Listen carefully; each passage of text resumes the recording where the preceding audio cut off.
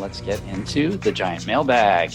What crazy thing did City do this week? It's time for Mattress running the numbers. Ready for the main event? The main event. Frequent Miler on the air starts now. Today's main event, luxury perks for free after rebate. Okay, so free after rebate. So today we're going to talk about these credit cards. There are a number of different ultra premium cards out there that come with some terrific perks that are really nice, but the cards are really expensive. However, you can offset some of that expense by using some of the credits that those cards offer. And so today we'll talk about how to maximize that. Yeah, exactly. In a number of cases, you can literally get more back in credits than you pay for the annual fee. And it's not always obvious how to do that. And we're going to get into some of the tricks that we personally use to get the most out of those credits so that we can justify having these, cards that we pay for year after year that cost $400, $500, $695. It sounds insane, but when you're getting back, in some cases over $1,000 per year in credits, it suddenly makes it worth it. And then you can enjoy all those perks that the cards come with. So yeah. All right. Let's first get into the giant mailbag. Rip it open. Today's sound effects. We've got our sound effect man making the mailbag sound. Back in action. The internationally recognized mailbag sound. Today's giant mail comes from MFK via a blog comment. So in my post about elite status shortcuts for Hyatt, how to get Hyatt elite status,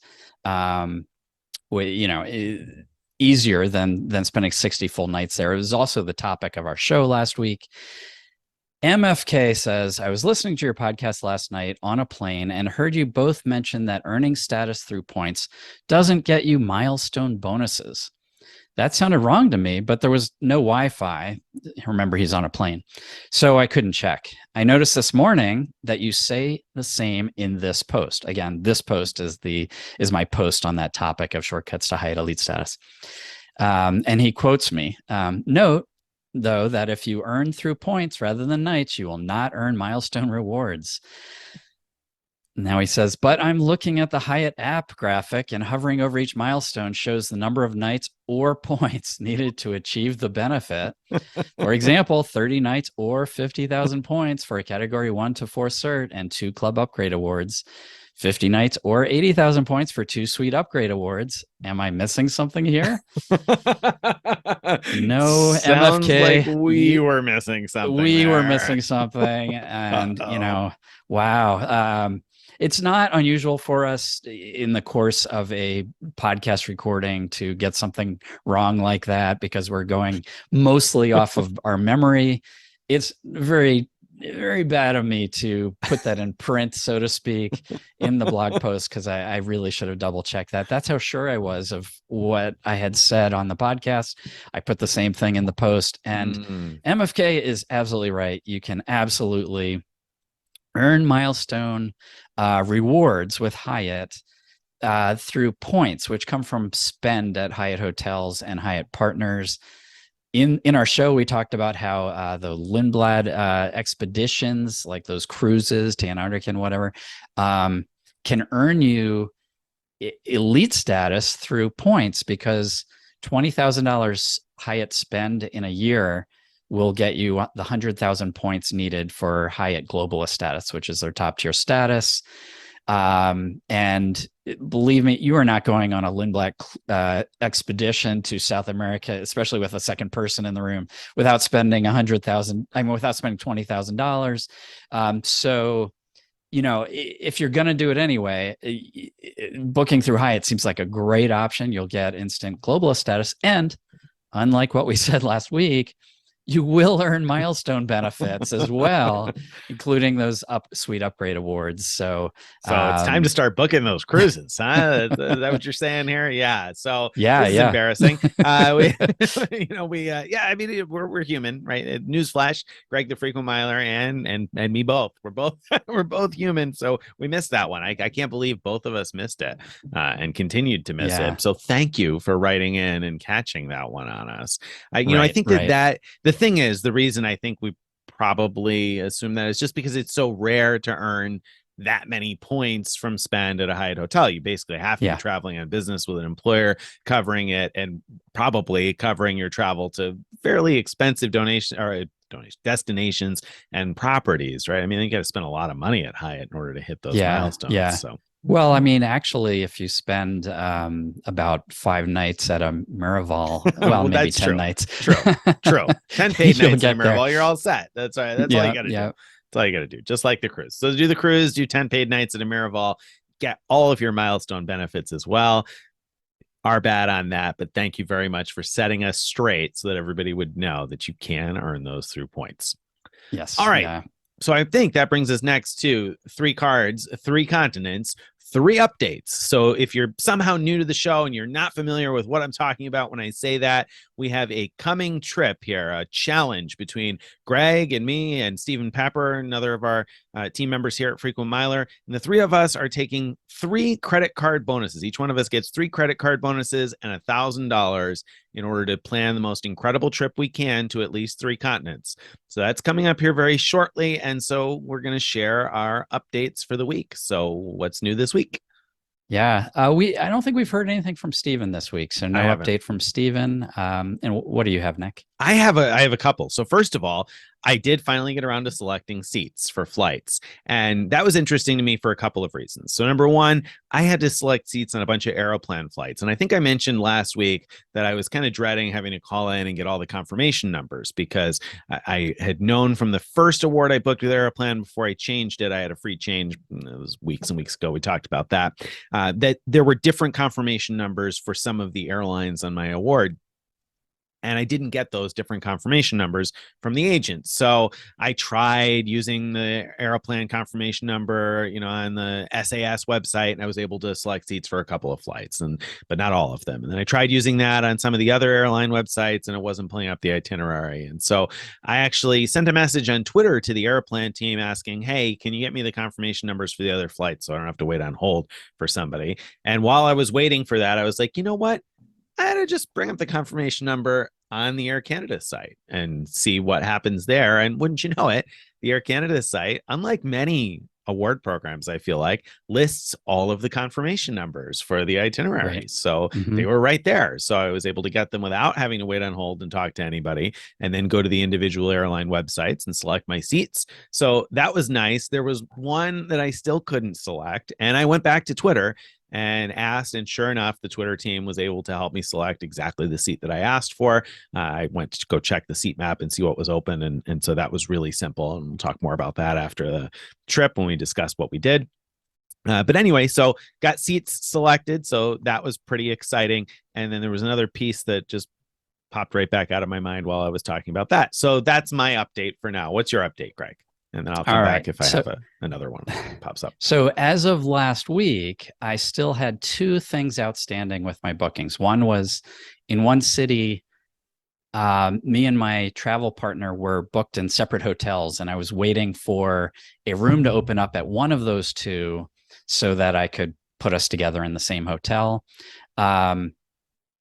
I found a room in actually the hotel that I prefer anyway of those 2. And so we're now in the same hotel. So that's all set. I don't have to be checking Marriott every day anymore to see if anything opened up. So that's great. The other thing that is outstanding and continues to be outstanding is there's one day where we are flying from one city to another city, and we're currently booked at 2 different times on the same airline. And I've been watching for award space to open up, ideally on her flight, so that I could join her because the times work better for us. And what I found as it's getting closer, to departure and everything, what I found was very interesting. Yesterday, I saw that this airline has award availability for that flight every single day for 10 days in a row, starting like yesterday, and then nothing after that. And then this morning when I got up, I checked again, and the same pattern. So In other words, one more day in the future was available. So this tells me that it's very, very likely that I'll be able to move to her flight 10 days before our actual flight, right? Right.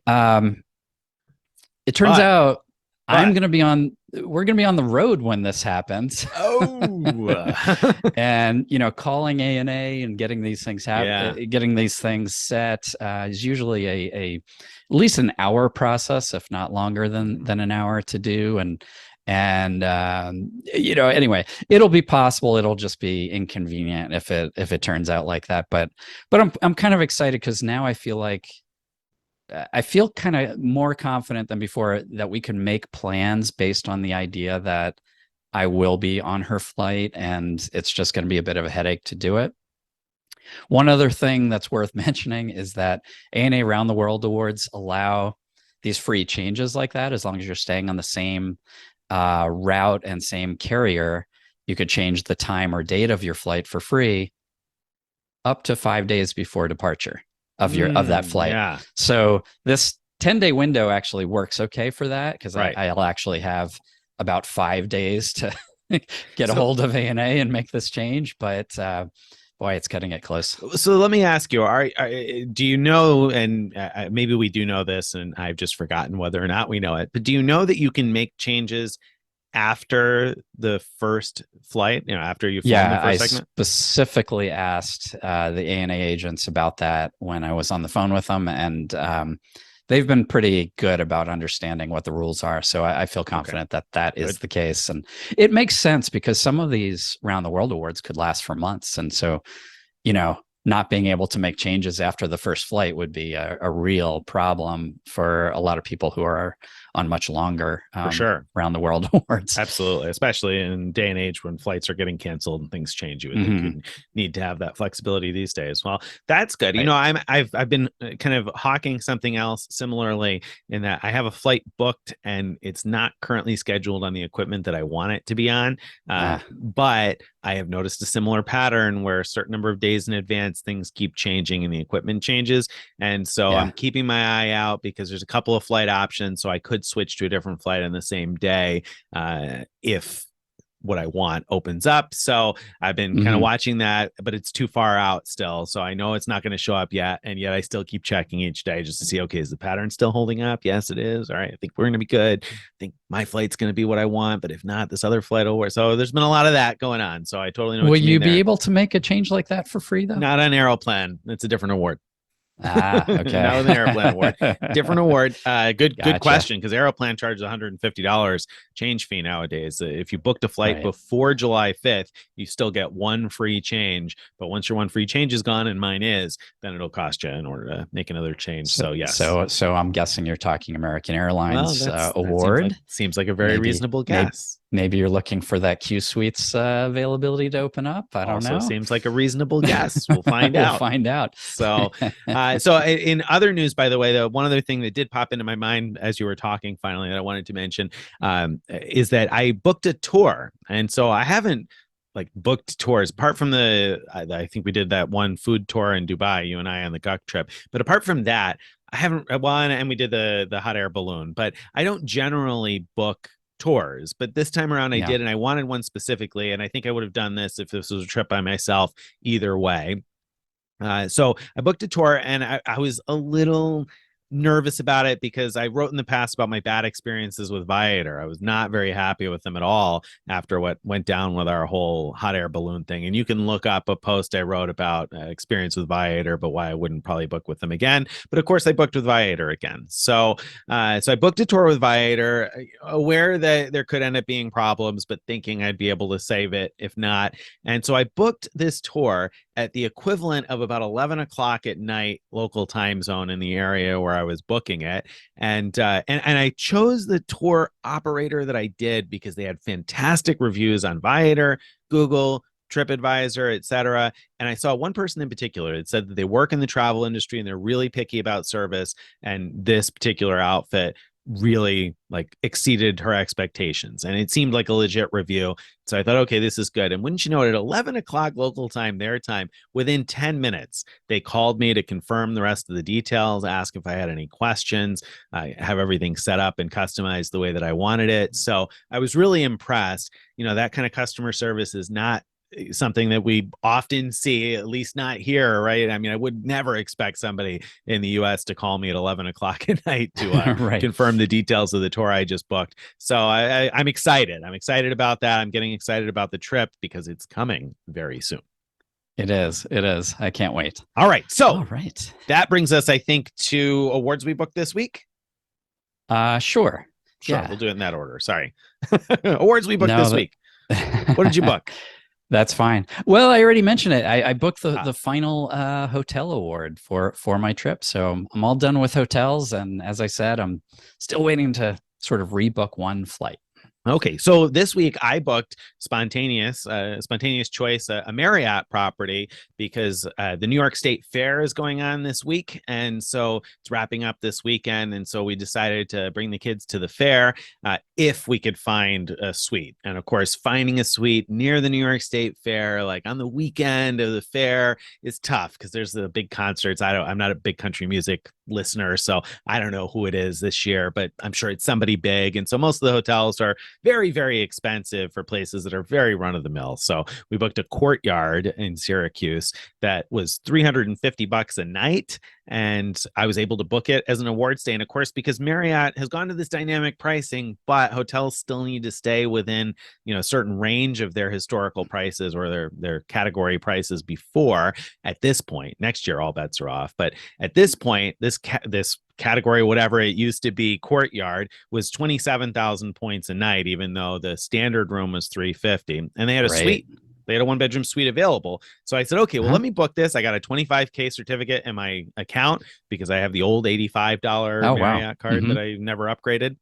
Yeah. So I used a 25K cert and 2,000 points on top and booked a standard room one day before the cancellation deadline for the hotel. And I said, okay, you know what? I'm going to try to apply my suite upgrade.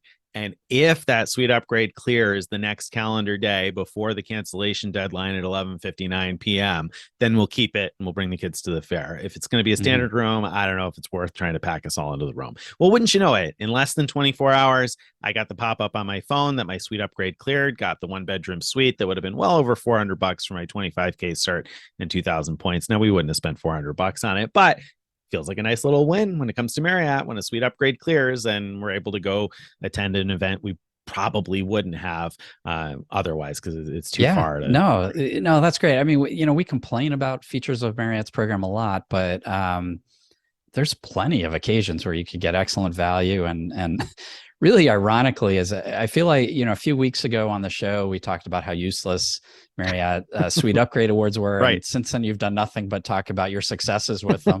So upgrade award. The secret is one night stays at pretty run-of-the-mill properties or properties that are, I say that, but at St. Pancras, of course, I got an incredible suite upgrade this year. But one night stays seems to be a pattern. Those are the ones where they're at least somewhat likely to clear. Yep. Now that makes a lot of sense too. They're still, because they kind of want to sell those suites because they can get a lot of money, but there's less chance of them booking. So when they're available and you're just one night, they're not really giving up much chance of revenue there. And I think I got fortunate in both cases because they were really high demand periods. When I went to the St. Pancras, it was during Wimbledon. And so hotels were really expensive in London. And of course, this is expensive because of the state fair. And the thing that I think is happening in these situations, and this is a guess, but I think it's a decent guess, is that most hotels do overbook by a certain percentage, right? They book more rooms than they have. And so I would bet that they probably sell more standard rooms than they actually have, and they keep the suites for sale too. And I think probably in both situations, I benefited from, them realizing that they may still sell standard rooms, but they may not sell the suite this close in still, and they can continue to sell the standard rooms for a ridiculous amount. So might as well upgrade somebody to the suite. So I think that's, gotcha. I just benefited from the fact that they probably sold more standard rooms than they actually have. So somebody was going to get a suite. Might as well be somebody that used an upgrade instrument. Might as well be you. Right. Might as well be me. All right. So, well, I have a question for you, Nick. Yes. I have a question for you. What crazy thing did Amex do this week? I mean, they did 12 crazy things this week. So Amex this weekend, pretty extra crazy. They gave us a dozen. That's a dozen, folks. 12. A dozen transfer bonuses all at one time. So there are a whole bunch of different airlines. I say, let's see, there's 3 different hotel bonuses. So that means 8 airline bonuses, although British Airways and Aer Lingus, can we really count those separate? I guess there's like 7-ish different airline and hotel programs, or 8-ish. Let's not confuse people. It's 8 airlines. There's 12. And 9 airlines and 3 9 airlines hotels. And, there's 12. And 3 there's hotels. 12 transfer bonuses. They're not the best ever transfer bonuses, but they're good transfer bonuses. And a transfer bonus that is useful when you're looking to book is the best kind of transfer bonus there is. So if you're thinking about 2023 travel plans, now is probably the time to think harder about it, because you got a lot of different transfer bonuses. You could put together a whole trip with transfer bonuses right now. Right. So there are some good ones in there. Tell me one of them that nobody should even consider. There's got to be a few of those in there. Well, yeah, I mean, there are. Marriott. I mean, I don't think the Marriott's worth considering at 20%. I don't think that's what you were looking for me to say. But 20%, I don't think there's enough value in Marriott to transfer a 20% bonus. Yeah, I mean, truthfully, I was trying to think more of like, there are airlines on there probably where they just aren't known to have good award charts. Qantas, so. I mean, Qantas for the most part, not going to be worthwhile, because most of their award prices are really high, unless you really want to fly on Emirates and you don't have other ways to. Even then, you're better off with Skyward. So yeah, I can't think of a good reason with Qantas these days. And Aeromexico, I wrote the post about how they sometimes have access to Delta awards that other partners don't. So I guess maybe there's a reason to do it, but only maybe. And choice privileges, of course, if you have city thank you points, you're probably not going to bother transferring your Amex membership rewards points at 1 to 1.2. Right. Correct. How about, what's your favorite if you had to pick one? Well, Virgin Atlantic is 30%. And so, being able to get one way to Europe in business class for 50,000 minus 30%. So you're what, like 35,000? No, because it's plus 30%. It's more than that. 37.5, I think. Yeah. There you go. So about 38,000 that you have to transfer over to get one way in business class on, that's sometimes on Delta One suites. That's pretty sweet. It really is, especially if you have multiple passengers, because as we've talked about before, Delta will often, if they're going to release anything, they'll release, like 8 seats. And so you could fly the whole family for a really reasonable number of points. So that'd probably be my favorite out of them. Yeah. So just a reminder to our audience, I made a video showing how to find these Delta One flights to Europe, to get Virgin Atlantic flights for 50,000, not to get Delta One flights using Virgin Atlantic miles for 50,000 points one way. And what we're saying is, you could transfer 38,000 Amex points with this 30% transfer bonus to get just over the 50,000 you need for that. So that's a smoking hot deal. But it's definitely worth checking out that video to see how to do that, how to find it, because it's not easy. It's not like if you're set on a day, like I'm going to fly to Europe on May 12th. You're not going to find availability right. It's not the situation for you, probably. You got to have some flexibility.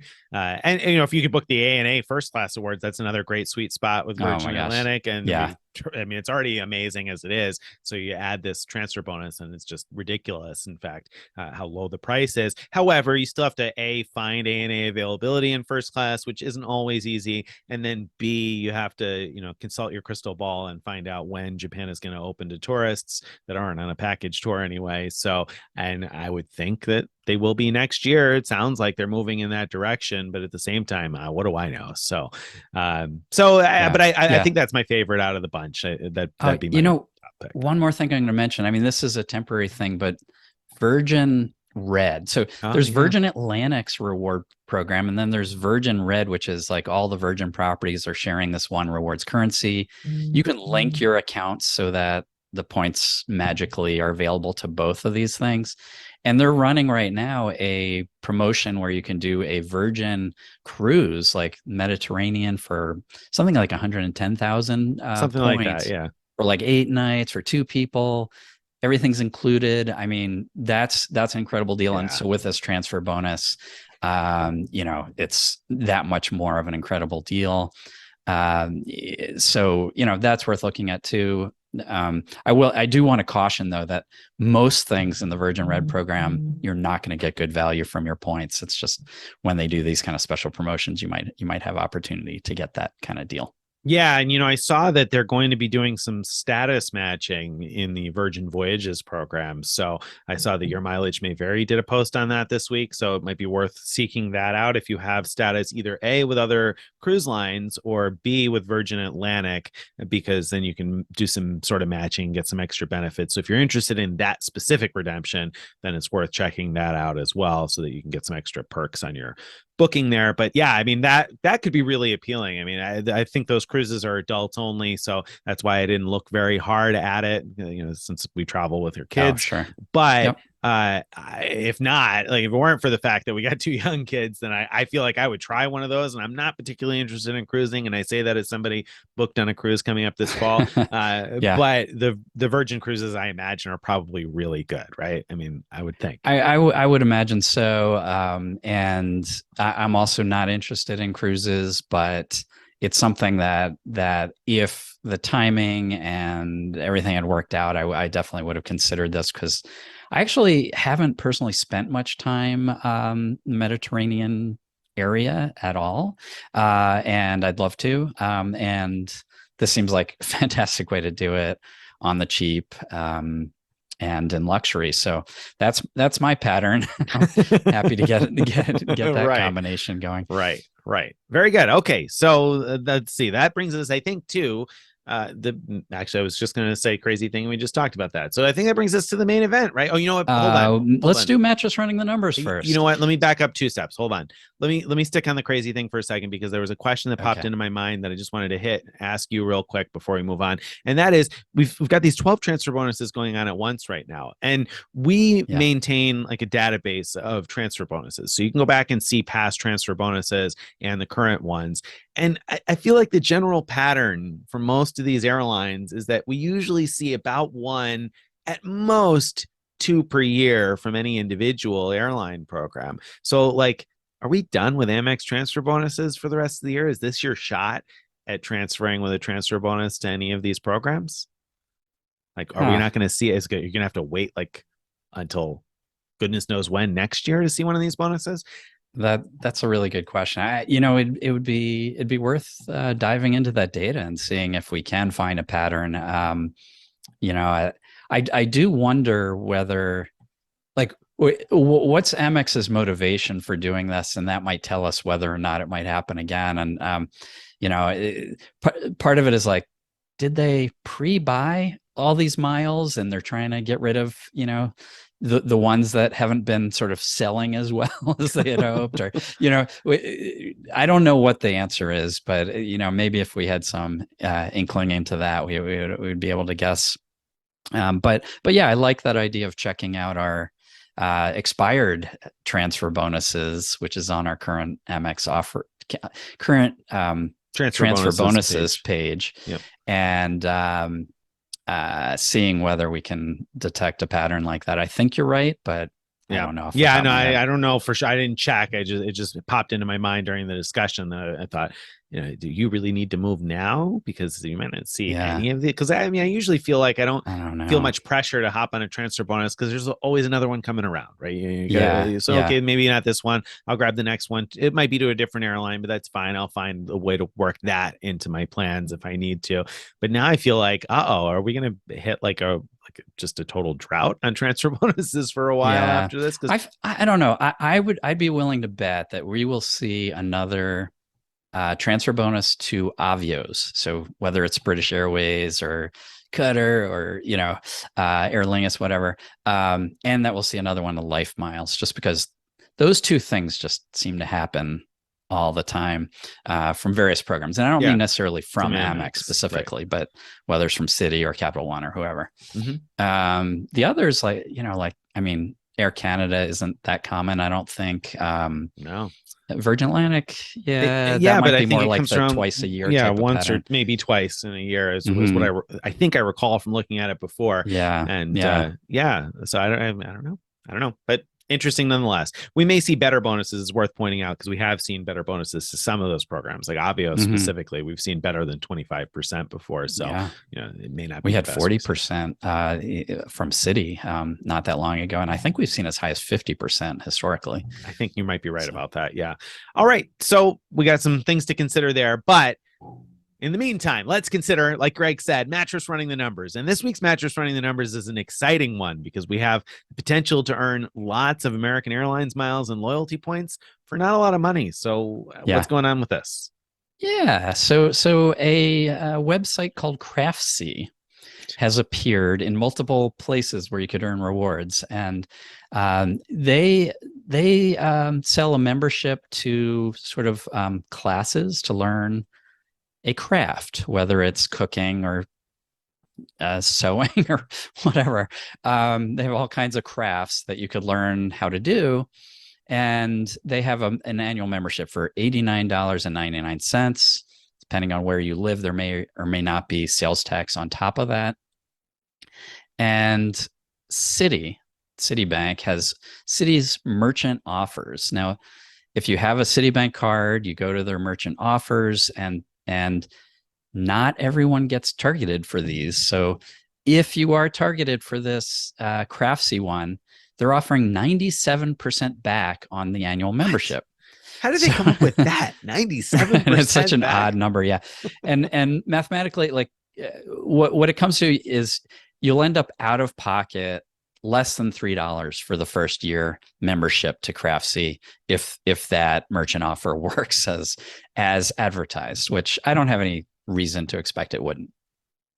Then, if you start your shopping in a cashback portal, there's a portal right now called Max Rebates that's offering 20% back for Craftsy. So if that works, you're actually going to have a profit in your first year if you have both the City offer and even just 5% back would get you into profit zone, and 20% is a little bit more, obviously.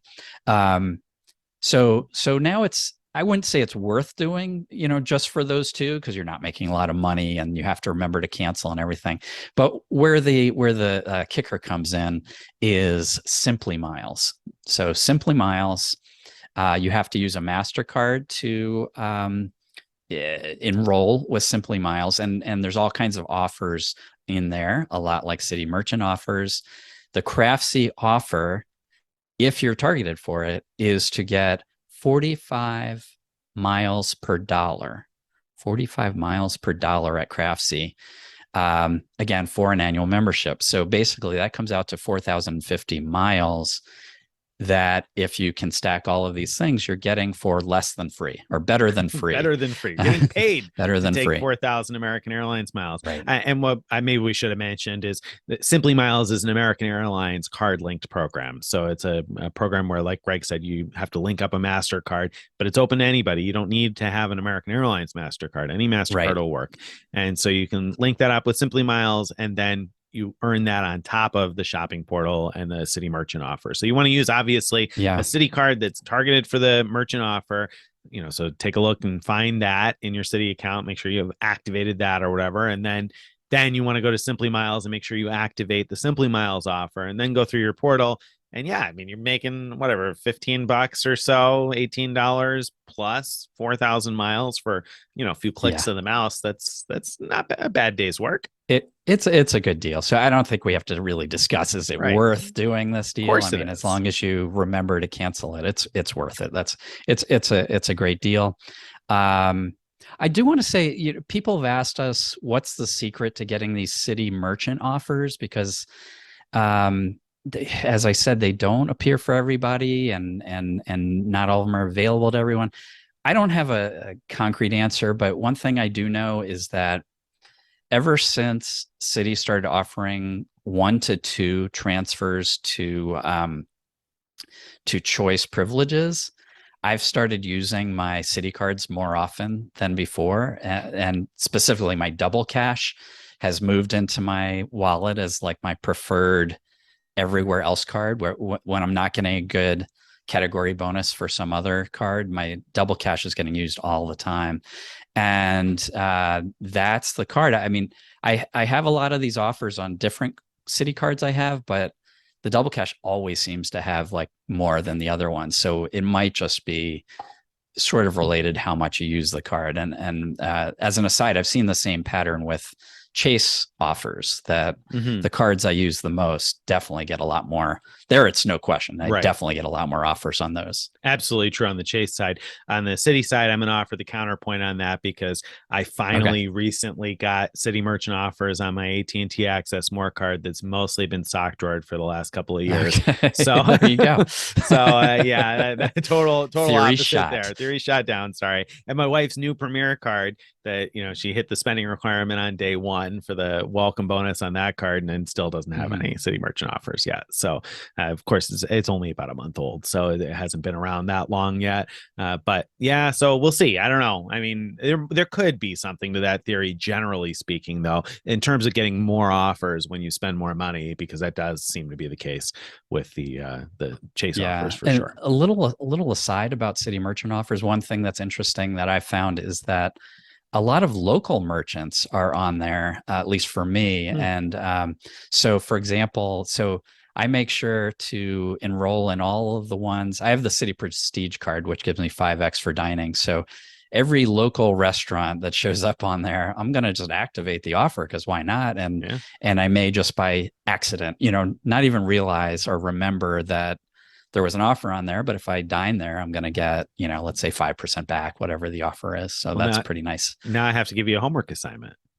Now you have to find out, unless Stephen Pepper already did, you have to find out, will the Citi merchant offer stack with American Airlines dining? Can you find some place that's listed both on the... I'd expect so. I don't see why it wouldn't. Well, I don't see why not either, but then you'd be talking, usually three American Airlines miles per dollar from American Airlines dining, plus whatever the Citi merchant offer is, plus 5x. I mean, hey, time to go to dinner. Order some dessert. Yeah. Ann Arbor, where I am at, is not good for those airline dining offers. Like every time I've checked, like there's no place that I go to. That's on those. I mean, that tends to be the case in most places, I think, but it just happens that recently I went to one, but yeah, I feel like I often have a hard time finding places that I want to go to on those, so I don't usually look. It's just I have a card synced up that I use for dining. Every now and then I'll get something and say, oh wow, great, look at that, I earned some miles I didn't expect. So yeah, exactly. Nice surprise. Okay, so I think now we are finally ready for the main event. It's about time. Woo! Oh wait, I'm out of time, gotta go. Forget it. Yeah, let's do the main event anyway. Right, I'll stick around. Luxury perks for free after rebate. We're going to be talking about how some ultra premium cards, the cards that are so expensive that you wouldn't normally want to carry them, they have some great luxury perks, like you get airport lounge access and so on. But, that price tag's hard to swallow. Luckily, there's a number of cards where they have so many credits available that if you know how to take advantage of them all, it can at least feel like free. Technically it's probably not really free, because you're then like buying a bunch of stuff that you wouldn't have bought anyway, maybe, and getting rebates on those. But it feels like free, and we're going to talk about how to make them free or free-ish in many cases. Very good. I like that. I like free. That's my favorite price. So I'm looking forward to hearing more about that. So where are we starting in terms of getting our free after rebate? Yeah. So I think the ideal, the sort of the poster card for free after rebate luxury travel type of thing right now is the Venture X card from Capital One. Isn't it funny to say that? Because I mean, like a couple of years ago, if you'd been like, what is the poster child for ultra premium cards, would you have ever expected you were going to say a Capital One card? No, definitely not. Definitely not. But VentureX came out with a splash, and at least for now, it costs $395 a year. And I said for now because you'll remember the Sapphire Reserve came out with great acclaim and a huge splash at $450 a year. It's since moved up, and so that might happen here. But at least for now, $395 per year, and it comes with 10,000 points every year upon renewal. Just 10,000 points straight up. If all you do is redeem those for against travel spend at 1 cent each, that's $100. So you're getting $100 back. You could, of course, do other things like transfer them to airlines to get even better value. But let's just say that's $100 of value right there. And $300 back for any purchases you make through the Capital One travel portal. So you've got $400 back on travel spend for a $395 card. Hello, you're coming right? out sort of ahead. I mean, I say sort of because you got to book through the Capital One portal, and you probably wouldn't prepay $300 for $300 worth of travel. And so, math gets a little wishy-washy, but then of course you can use those 10,000 points for more than $100 in value. So as far as I'm concerned, this is a net win. Like it's something I would pay for multiple times if they would let me. Yeah. And so in exchange for the work of having to, find deals through the travel portal that you might not have normally done, you will earn 10x booking through the travel portal on hotels or car rentals, and 5x for flights. So it's not like it's not rewarding to go through the travel portal. Right. It is rewarding. And then the luxury perks that come with having the card are airport lounge access, which includes a very good version of Priority Pass. Just having the card gives you access to Plaza Premium lounges around the world and Capital One lounges, which there's not very many of them yet, but they're building them up, and they're very, by all accounts, very, very nice. So yeah, that's true. A great deal. I mean, I have a friend who's visited the one in Dallas a couple of times and sends me pictures each time, and it looks terrific, the Capital One lounge there. And it's worth mentioning that Priority Pass is more useful outside of the United States than inside the United States, unless you're in one of the airports that has a restaurant. Of course, you will get restaurant access with the Capital One version of Priority Pass. However, even still, some of the Priority Pass lounges are nice, and some of the Priority Pass lounges are around the world. Plaza Premium lounges, on the other hand, are almost universally pretty nice. So that's a good side benefit in addition to it. I mean, well, again, you can find some nice Priority Pass lounges. I think you'll have a hard time finding a Plaza Premium lounge that isn't nice, right? I mean, I don't know. Based on my experiences, I think that's probably true. I haven't spent much time at Plaza. I've visited quite a few. Remember, and they're usually pretty nice. In fact, I remember the one in Auckland. I think won an award for Best in Asia Pacific, and I visited that one. It was very nice. And then I think that includes the Virgin Atlantic clubhouses too. So that's one of the that is included with the Plaza Premium lounges. Yeah. But I feel like Priority Pass is getting more valuable in the US than it used to be, not just restaurants, but I guess more, it's just been expanding, I guess. That's I should true. say. So for example, I'd say as little as maybe a year ago, maybe 2 years ago, in Detroit Airport, Priority Pass was worth $0. There was nothing you could do with it. Today, there's a lounge at the Evans terminal that you can get into. It's the Lufthansa lounge. There's now a restaurant in the same terminal, and in both terminals there are Be Relax spas where you can get a either 10-minute like back rub or 30 minutes in their massage chair. My wife and I did the massage chair last time we were in the Delta terminal, and it was actually surprisingly good. Like, it's been a while since I've done like one of those chairs like somewhere out in public or whatever, but it had this great feature of like where your leg fits into sort of a slot, and it's actually massaging your leg in a meaningful way, which is really nice. So so none that I mentioned is sort of like necessary, but it's very nice to have. Yeah, no, it is. And they have been expanding, and there have been other things. When you mentioned the Be Relaxed, that I think that was a really good one to mention. There are other things like that aren't necessarily lounges, but are still maybe worth something. I saw one recently, and I can't remember which airport it's in. Somebody who has this as their home airport is going to tell me what it was. But there was a place with video games I saw in one of the airports I think I was passing through, where you could get like a little video game terminal for an hour, where you could sit and play whatever. They had a whole bunch of different video games you could play. So I mean, if you're into that kind of thing, that could be fun for an hour. Why not? So you're right. Priority Pass is improving, and I've seen more and more places in different airports. And as I plan for 3 cards, 3 continents, I've seen places that are not traditional lounges, but that are still beneficial for one reason or another. Some of the places where you can sleep, they have sleep pods, or the Minute Suites, of course, which have been around for a long time, that you can use and have a private room for a bit. So you're right. Good point. Priority Pass is certainly good. So it comes with all that, and then the Venture X also comes with Hertz President Circle status, so that's a nice side benefit too, to get potentially better benefits when you're renting. More points per dollar for sure, and theoretically a guaranteed upgrade. I don't know how guaranteed those are these days. I'm not sure what the status is right now of the rental car crunch that we saw during the pandemic, and whether or not everybody's back to regular capacity on that, but at least you got a shot at a better upgrade. Right. And all of the cards in this roundup, so I'm just going to mention this once, offer global entry or TSA pre-check reimbursement. So once every 4 or 5 years, you can pay for global entry and get it reimbursed. So that's a nice perk as well. The one perk that the Venture X has that is not available on, I think, any of the others in this roundup that we're going to talk about, is that you can add authorized users for free, up to 4 authorized users, if I remember correctly, and they each get the priority pass, the lounge access.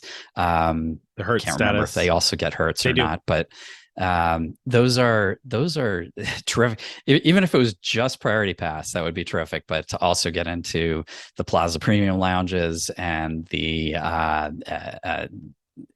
Capital One lounge, even if they're traveling without you, that's really terrific.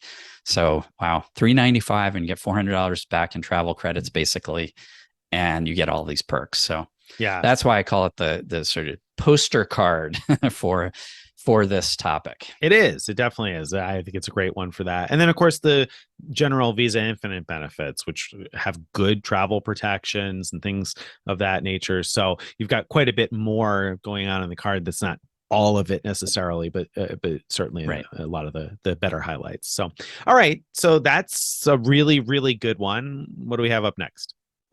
Well, we can't talk about this topic without talking about the coupon book of credit cards, the Amex Platinum card, $695 a year, but it comes with so many credits of different kinds. Coupons was the word you were looking for. So many coupons. Yeah, coupons.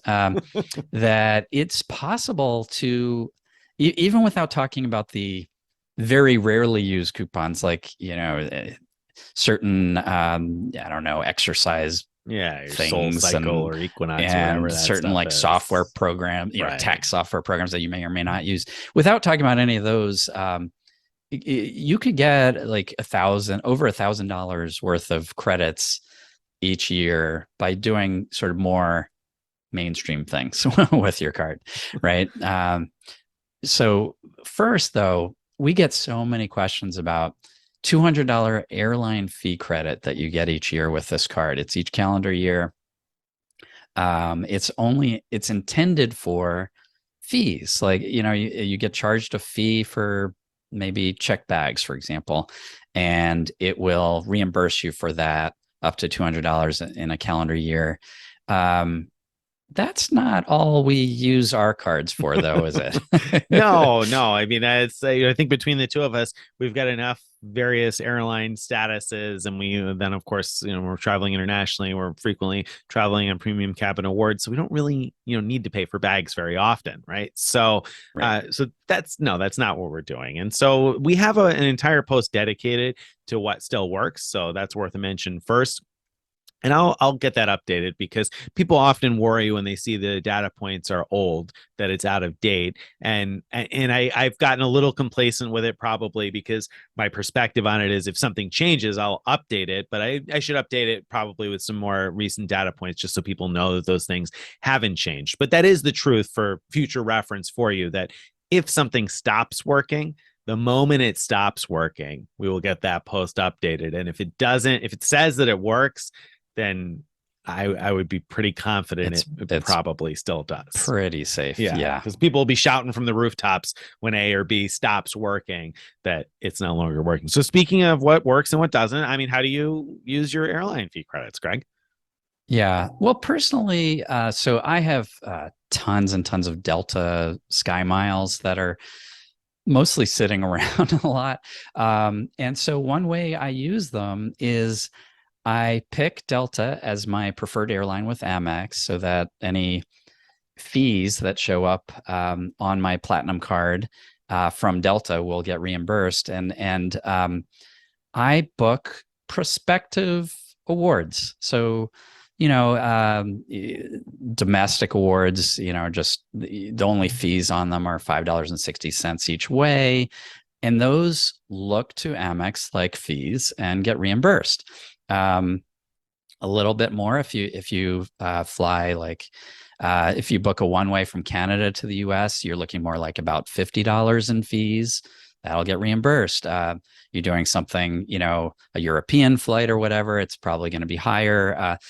If it gets much over $200, it might not look like a fee to Amex, and so it might not get reimbursed. But generally speaking, if those award fees are less than 200, they get reimbursed. And when you later, if you later cancel those awards and get both the miles and cash back for the fees, then I haven't had the situation of Amex clawing back the credits. There were some reports a couple of years ago of that happening when that's all that people did, was like book something like that, and then as soon as they get their credit, turn around and cancel the award and get the money back as well as the miles back. I could see why Amex would reverse that in that situation, but I book a lot of awards. Some of them I use and some of them I don't. And so it's not an obvious pattern, I don't think, to anyone. And it works very nicely for me, but I know there are easier options for Well, those who don't have a lot of Delta Sky Miles sitting around. Well, I mean, there's similar options. So we should start with I think the most similar option. I don't use Delta. I am a Southwest flyer. We've long had the companion pass in our household. So we book lots and lots of Southwest awards. Actually, this is the first year we haven't had the companion pass in years, but we still book lots of Southwest awards because they have 2 free check bags per person. And we're traveling with a bunch with kids. So we tend to book a lot of Southwest awards. And very similarly, those fees that we pay when we book awards look like fees to Amex and they reimburse them. And like Greg, I book lots of speculative trips. Some of them we take and some of them we don't. And unfortunately, Southwest doesn't fly to Canada like Delta does, but Viva Mexico. There are some places with with high taxes Yeah. where you may book some reward tickets and those things can be reimbursed. So that's I think probably the easiest way is booking awards with either of those airlines. And like Greg said, it's possible that could get clawed back when if you change plans and cancel a prospective trip. But I haven't had that happen, and I booked a lot of Yeah. awards. So. I'd question your statement about the easiest way. Isn't the easiest way to pick United and Oh, true. just purchase United flight No, credits you're or right. whatever it's called? Yeah, that is the United easiest. Travel So Bank. travel United bank, yeah, Travel Bank. yeah, because you need Mm. Southwest miles in order to pull off what I'm talking about, or you need Delta miles to pull off what Greg's talking about. But yes, absolutely, yeah. So if you pick United as your airline and you Google United Travel Bank, you can load up your United Travel Bank, and that's what I've done with some of my cards in the last few years, and that also comes through looking like fees. Now, when I say load up your United Travel Bank, you're buying credit. It's like sort of like buying a gift card. You're buying like airline credit with United for future use. The nice thing ish thing about the travel bank is that it's valid for 5 years. So when you buy that travel bank credit, you get a long time to be able to use it, though keep in mind that you do need to use it within 5 years. So it will expire otherwise. And every now and then United runs a promo, not lately. So I don't know, maybe they were just doing it during the pandemic, but it's worth keeping your eye out because every now and then they have run a promo where you get some bonus credit when you load up. Now, usually the bonus credit expires a little bit sooner, but that's certainly the easiest way because it doesn't require any miles, and you just load it to your travel bank and you're done. And you're done. And then as long as you use that travel bank credit before it expires, it's sort of free money-ish. Yeah, money-ish. I mean, you have to want to fly money-ish. United, I guess, or if you don't want to fly United, then you have to fly United. So that's the downside. That's the downside, and that's why I don't do it. It's not that I dislike flying United. I just don't do it very often, and so it would be at real risk of expiring in 5 years. So I don't want to build up those credits. Another approach is that in most cases, and again, I would check our page to see for the airline you're interested in. But in most cases, if you even outright buy a airline ticket and it costs less than $100, it looks like a fee and gets reimbursed. And so since changes are free with most domestic airlines now, I think, and again, I haven't tested this, but I think that one approach you could do, let's say you're going to buy $300 ticket. I think you could buy a $95 ticket and then change it to so you get that $95 reimbursed, then change it to, let's say, a $190 ticket. So now you get, another $95 reimbursed, and then change it to, the ticket you actually want and pay the difference. And in fact, on that last step, you could use a card that has like better travel protections if you wanted to, like the Sapphire Reserve, and get your travel protections and eat your airline incidental fee credits too. Yeah, and so to be clear, in that case, Greg's saying there's a flight you actually want for 300, so instead buy a flight you don't want for 95, and then change that using the 95. So you have the $95 credit from flight number 1 and use that towards flight number 2 that you don't really want, and pay the difference with that same Amex card that you've chosen that airline with. So that's right. And so that'll get you. I think you have to wait. At least with some airlines, they don't charge. They'll put sort of a hold on your card for the cost, but they don't necessarily charge it right away until the flight's ticketed. So wait until the charge is real before you make the change. Like, because I think if you, with Delta, for example, I haven't tested this, but I think if you went in, book that $95 flight and immediately went in and changed that to a $190 flight, I think Delta would be smart enough to just charge you once for the 190. So that this whole thing wouldn't work exactly as I was describing. So yeah, and wait in between. A point to make there is, have some patience with any of this. Is have some patience, both in how you execute it, whether it's what Greg was just talking about there, or if you're speculatively booking awards, don't cancel them like 5 days later. Like, give it some time to sink in, and then also don't panic if you try something and you don't see the credit in 3 days, because every year we end up getting some reports from people who say, oh my goodness, I've always gotten the credit on day 3 and now it's day 4 and it's no longer working. I think this is dead. And inevitably a few days later, they end up getting the credit. It's just a few times a year, Amex ends up being a little slower with some people, or sometimes a lot slower, right? Like sometimes it can take weeks. Yeah. So don't panic. I don't panic until I haven't seen a charge for I haven't had it happen yet because it hasn't gone long enough, but I would probably start to be concerned after a month or two, maybe, but not before that, because sometimes things just end up going a little bit slower with Amex. So, but anyway, now you know why we don't panic over airline fee credits, and I don't look at it as jumping through a lot of hoops, because all of those things we've just talked about are pretty easy clicks of the mouse. They're not really big hoops to jump through. They're just little tiny hoops that don't take a lot of effort or time. So, all right. So $695 platinum card, you just got $200 back. Still not anywhere near free. No, we got some work to do, Greg. We got some work to do. Yeah. So what's next? What credit do you want to highlight next? So I guess the next credit we should talk about is the Uber credit. Sure. So you got Let's $200 a do year that. in Uber credit. So each month that's $15, except December it's 35. Right. So what do we do to use this, Craig? Yeah. So this one works differently from most Amex credits in that it's not that you have to pay for Uber with your Amex card. Instead, what you do is you load your Amex card number into your Uber wallet, and then these credits just appear each month. One thing that's really nice about that is, let's say there's a few people in your household that have these Uber credits because they each have platinum cards, or an Amex Gold card is another one that has this type of credit. You can load all of those card numbers into one account and just accumulate all those credits in one place, which makes it much more convenient to use them. It sure Once does. they're I mean, I loaded, was I was not a fan, and those who've been longtime listeners know that when the gold card first added these $10 Uber credits, I was like, I don't really value that. I use Uber like 5 times a year, maybe if I'm working at it, maybe I'll get to six. Now I use them almost every month because we've got a few platinum cards between my wife and I. My mother-in-law has a platinum card. We got a couple of gold cards, and so now they're all together in one account. And now it's to the point where okay, that's covering a meal for the family. So that's easy yeah, to use.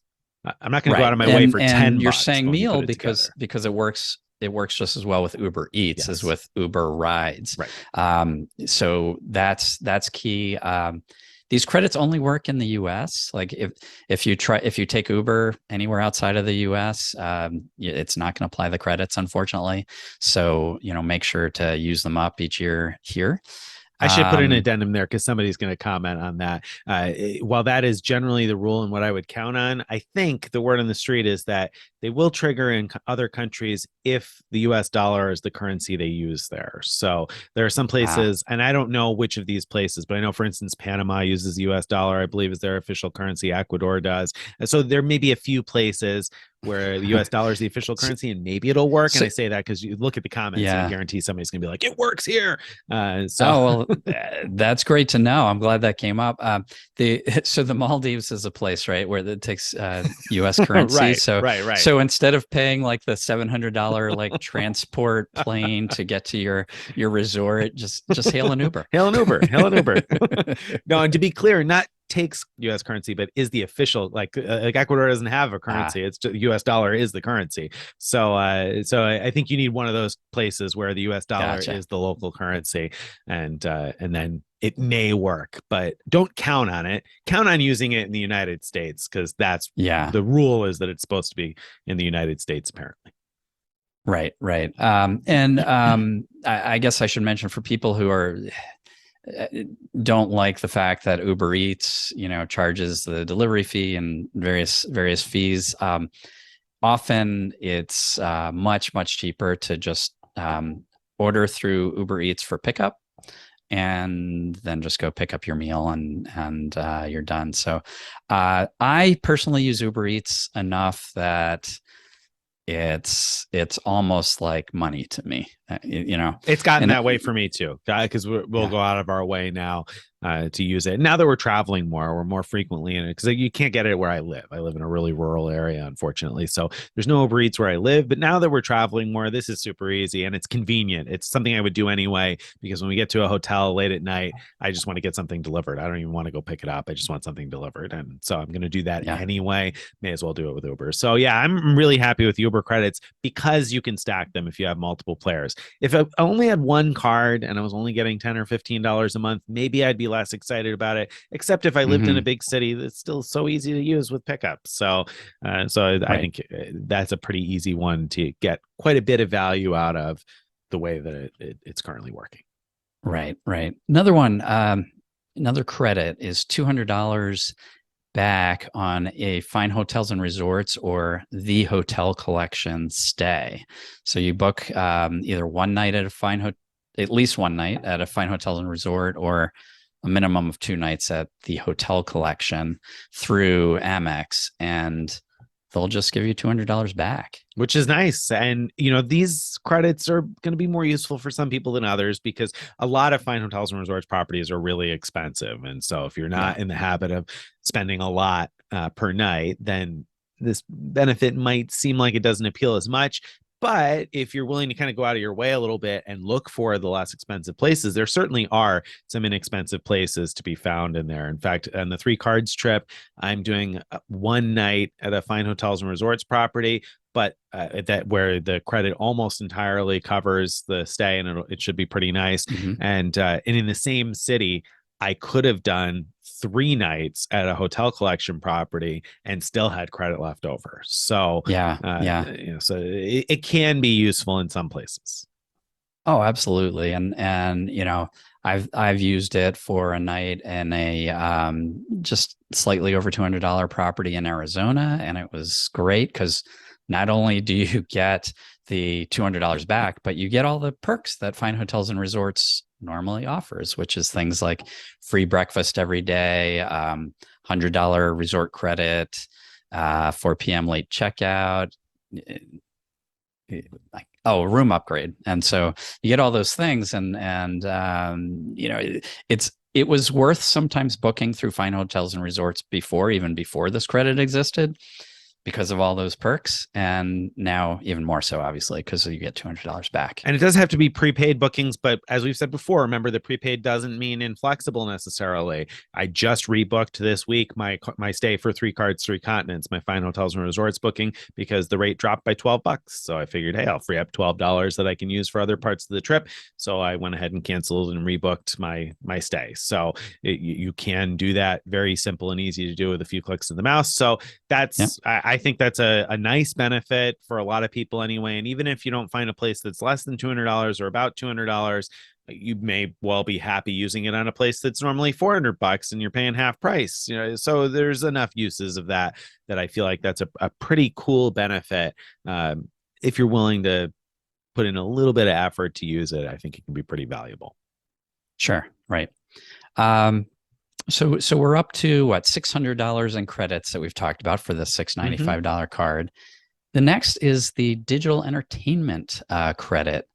$20 a month back automatically if you use your card to pay for, I wish I could say any digital entertainment, but I can't say that. I wish you could too, because I haven't used this one because I don't use any of the included services. So yeah, it's no, unfortunately, it's not any of them. It's what? Let's see, New York Times, Sirius, Audible. But they added recently the Disney bundle, the Disney bundle through Hulu, right? And I do use that. I already have that's what it is. I think it's the through, you have to do it through Hulu, right?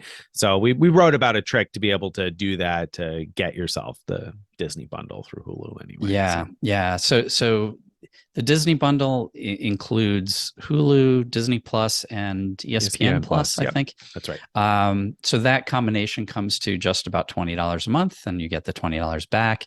That seems like a great way to, sort of maximize this benefit.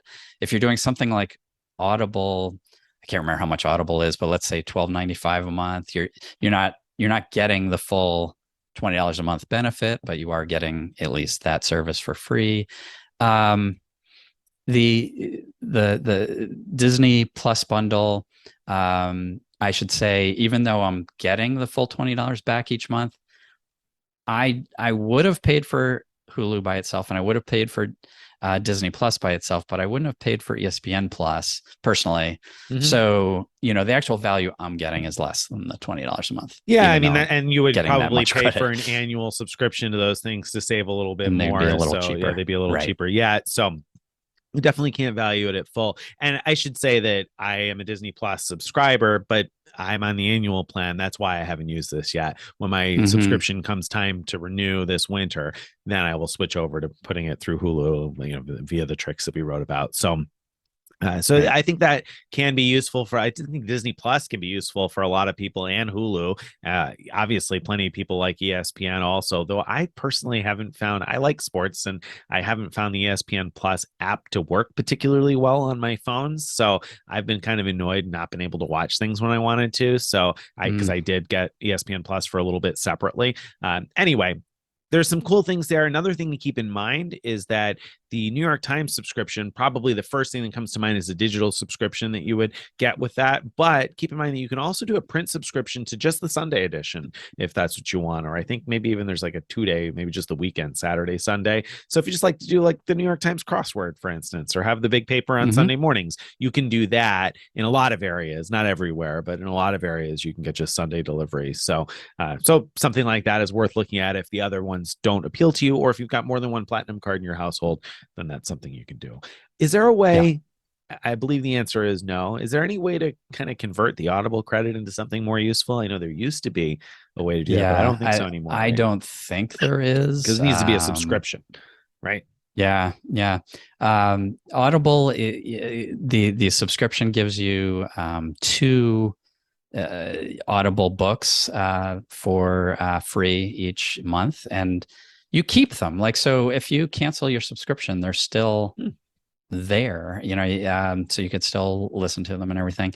So that's kind of nice. And the other nice thing that I didn't realize when I first signed up, I thought you had to actually pick those 2 every month, but actually they accumulate. So I think for about 6 months. So I think you still need to, get them before it's too late. But that's kind of nice because I'm not always like ready to figure out what book do I want to download. I'm also a very spotty audio book listener. Like, so, I want them when I'm about to go on a long road trip, for example, but most of the time I'm not listening to them. So having it is nice when I need it, but it's just not always worth really anything to me when I don't need it. Yeah. Okay, so those credits are something that's there. What other credits we got here to talk about? We got Saks Fifth Ave. Yeah. Saks $50 credit twice a year, once January to June and once July to December. And there are some things to buy, believe it or not, on the Saks website that cost $50 or less. If you go into a store, forget about it. You're going to hunt for 3 hours to try to find the one thing that's hidden behind something somewhere that costs less than $50 in a Saks store. But on their website, there's tons of stuff. I would hesitate a little bit, but I'd say probably, I think, thousands of items that cost less than $50. So the secret is just to go to any one of the departments, wherever it is you're interested in, whatever general category, men's clothes or, children's toys or whatever it is, and just sort them by price. And you can find lots and lots of things. Kids' clothes, for sure. There's plenty of those. Lots of people in our Frequent Miler Insiders group have sung the praises of these socks, Bomba socks, I guess. I'm not fashionable enough to have been familiar with them. I did buy a pair, though, finally, because there were so many people in Frequent Miler Insiders that were like, oh my goodness, I use mine for Bomba socks all the time. Bomba socks. It's like, what's up with these socks? So I ordered a pair and they're comfortable. So and those are like $12.50 a pair, $12.50. You can get a few pairs each 6 months if you'd like. But I've bought lots of other things. I bought a fedora. I use this Jack Black shave stuff that I buy through Saks sometimes because it's the same price anywhere I get it, and it's less than $50. My wife's gotten some of the skincare things. I don't know. Have you gotten anything fun through Saks, Craig? Yeah, I mean, sort of similar to you. I've gotten all kinds of like miscellaneous things. I got some kind of like plant for my wife's like birthday or anniversary or something. I've gotten her earrings in the past. And sometimes I just buy stuff for myself, get a shirt or like you said, socks, there's all kinds of things on there. And as you said, luckily they make it very easy. You could sort by price. You could limit it to just things between 0 and 50 or 50 to 100. And you could actually get a little more money back by going through shopping through a portal before going to Saks. So I frequently, look for those 10% back through Rakuten type of things, and sometimes as high as 20% back. And that lets me feel like I'm getting it for free, even if I go above 50. It still seems free because I'm getting like a $60 thing and getting 50 back from Amex and $6 to $12 back, depending on the portal rate from a portal. So it's just a very nice little nice to have. I think it is too. And I think that if you're not looking, like if you haven't looked or you just looked at Saks once and you're like, oh, wow, shirts are $300, then you need to go back and take another look, because I feel like there's something for everybody in there. I mean, there's like kids' toys and books. There's clothes. There's, like Greg said, socks. I mean, oh my goodness, there's just such a range. Glasses, glassware for your house. I mean, who doesn't break a glass now and then Yep. and need an extra couple of glasses? So there's like tons of different things that are less than $50. I feel like I've got an infinite number of things I could buy and will buy eventually that are like, it's kind of nice. It's not something I necessarily would have spent $50 on, but hey, it's a little shopping spree I get to take every now and then. So absolutely. And the one tip I want to add on that is make sure you do that a few days before the end of the period, because Saks can be a little slow to ship things sometimes. And if they don't ship until, if you try to order something on the 31st of the last month, you got credit right now, July to December. If you order something on December 30th or December 31st, it might not ship until January 1st or 2nd or 3rd, and then you're not going to get the credit for this 6 months. You're going to get the credit for the next 6 months. You're going to miss out. So make sure you order with like a week to go before the end of your 6-month period. Give yourself some time. Yeah, good tip. All right. So another credit that the Platinum Card offers is the $12.95 plus tax Walmart Plus subscription. And we've made fun of this before because, Platinum Card is supposed to be this like elite, premium thing. And you just don't think those words when you're talking about Walmart. But Walmart, Plus subscription will give you the kind of free shipping, sort of similar to Amazon Prime.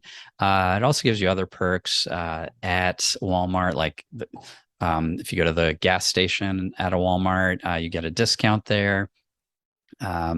You like their scan and go? Scan and go, because you scan and go in the store. You don't have to scan everything again when you get to checkout. You scan it with your phone and then scan a QR code at checkout, and you pay right through the app. It's all and like, you're done. A couple clicks and you're done. I like that a lot. And actually, the free same-day delivery from a store when you order $35 or more can be really useful too. We can't use it when at home, but we were recently visiting family of mine in Myrtle Beach, and they live not very far from a Walmart, so it's easy enough to go out. But in the morning when my wife said, "Oh, we need some more diapers or some more wipes or this or that," I was like, "Oh, well, let's see if we can toss a few things together, place an order, and somebody can just bring it to us, and we don't even have to go out to the store." And very easy, thanks to the Walmart Plus. So I like that too, especially for those odds and ends like that you need, and you're going to buy somewhere anyway. So what difference does it really make? Not much to me anyway.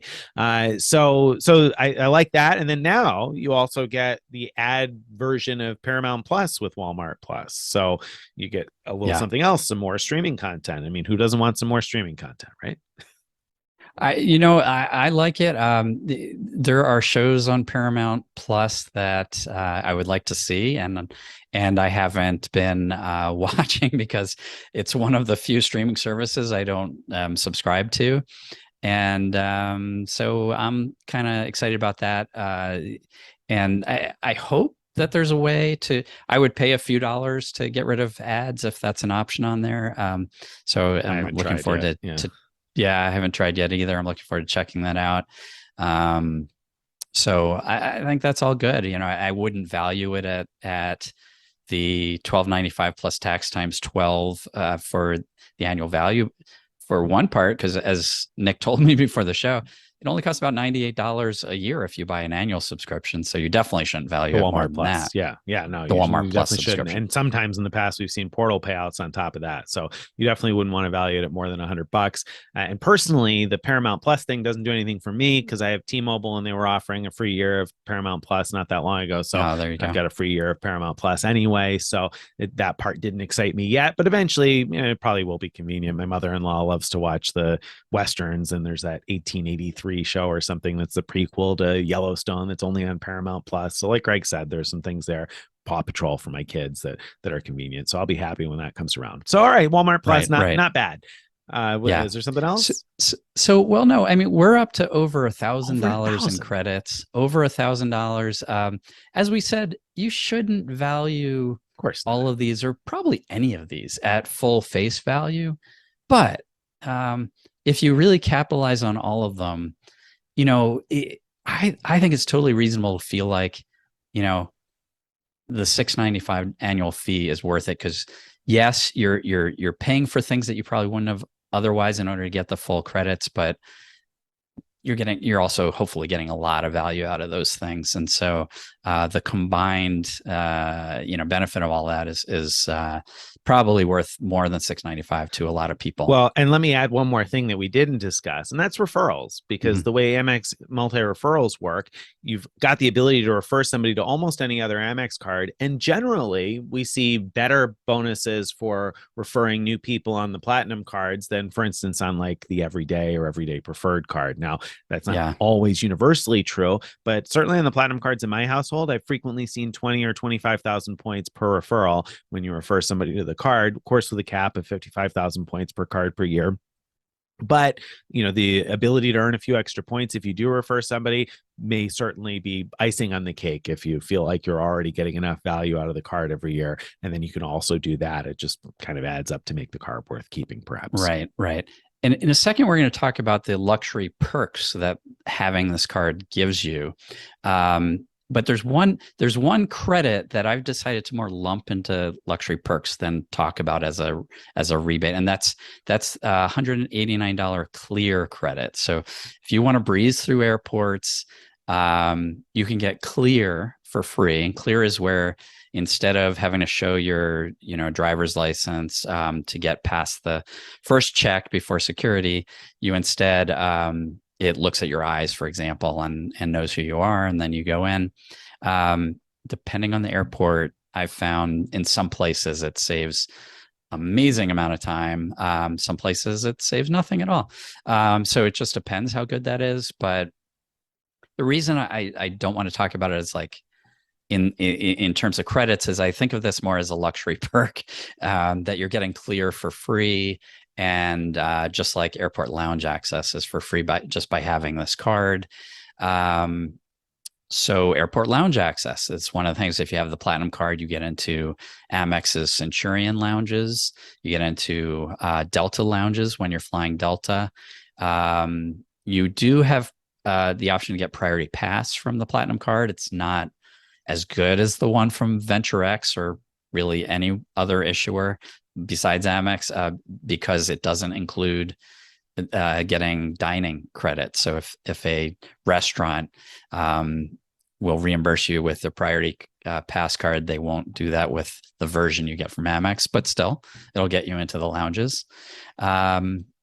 You get emergency medical and transportation coverage. So just having the card, you don't have to pay for your travel with the card, but if you're in trouble and need emergency evac, it's good to call up Amex and get that taken care of. You get some elite statuses. You get gold status with both Hilton and Marriott.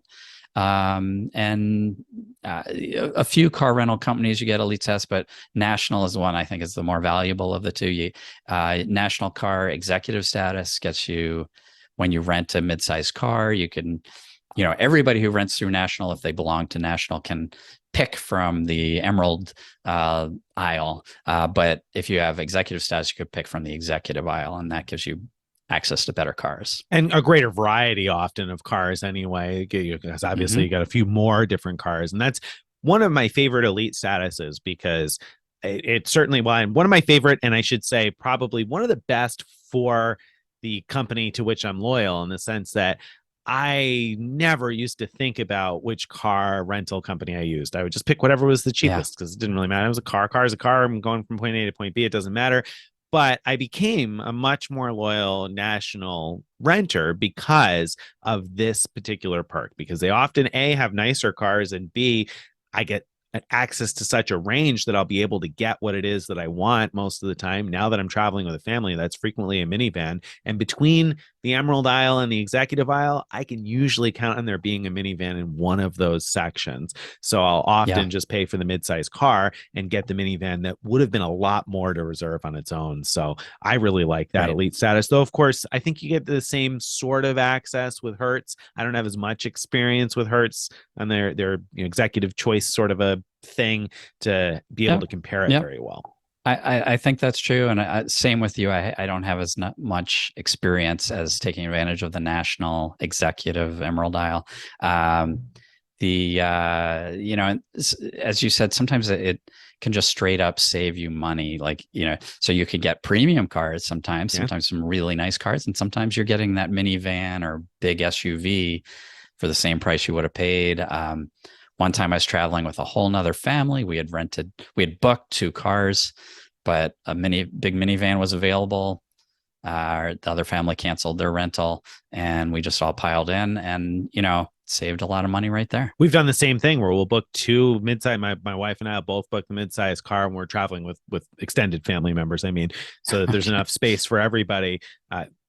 Figuring that, if we have to, we'll get the 2 cars. But if there's a minivan on one of those aisles, then we can cancel one of the 2 reservations. So Yeah. I love Yeah. that elite status. So that's, I think, even though it's kind of small in the overall scheme of things, it's one of my favorite perks. Now, I should mention, I think you get that also with at least the Sapphire Reserve, maybe also. I'm not sure whether or not you get it with the Capital One Venture card. They don't market it as being a benefit, but I feel like it's a Visa Infinite benefit. I could be wrong. I should have double checked that before the show. It's possible. It is worth, looking around. If you don't have a platinum card, there are definitely other ways of getting national executive status than with the platinum card, and it is worth the trouble, which is not much trouble. Right. Usually you just have to register by putting in your card number and you're done. Yeah.